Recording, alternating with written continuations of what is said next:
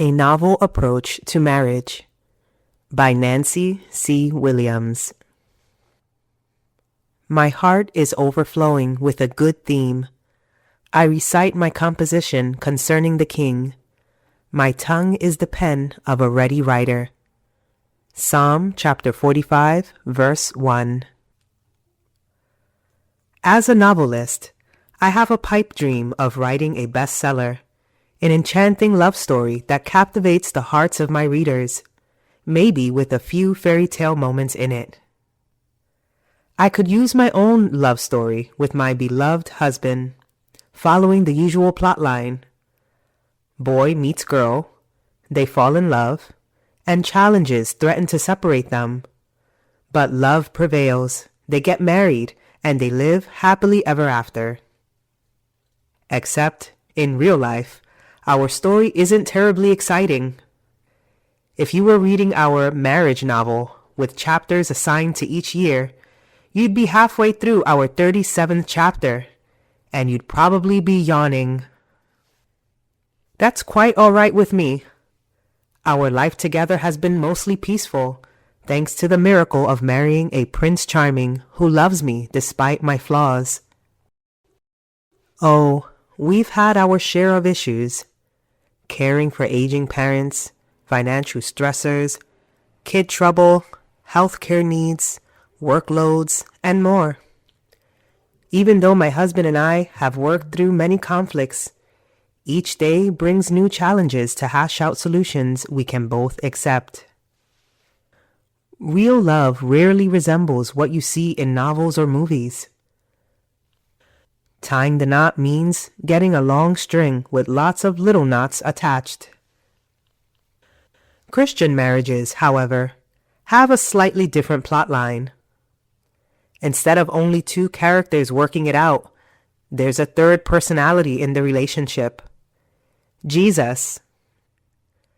Having Christ in the center of our marriage is why we've had a happy life together. We're able to hold fast to each other, in thick and thin, as we choose to honor Jesus above all other demands on us. The writer of Ecclesiastes notes that a threefold cord is not quickly broken. See Ecclesiastes chapter 4, verse 12.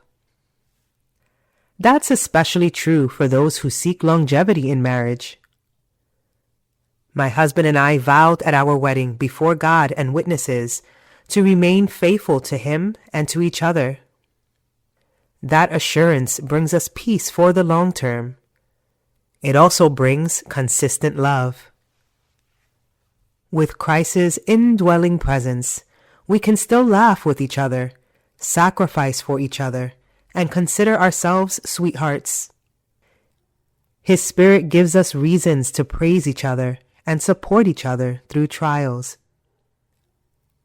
How do we manage to keep Christ in our marriage?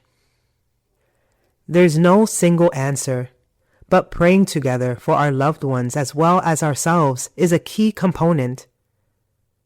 We stay consistent in going to church, doing Bible study together, and keeping guardrails around our social lives.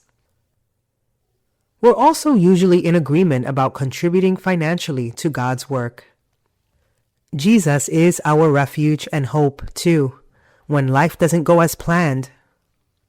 He reminds me frequently of the blessing He has provided in bringing us together. As you write your own marriage story, remember that Christ is the firm foundation for it. Seek His presence and observe His guidance for your relationship. You'll be surprised at what a beautiful, true love story your marriage can become. And maybe you can write a book about it. How can you build your marriage around Christ? What are some ways you can serve your spouse to show true love? How can you assure your loved one of your faithfulness?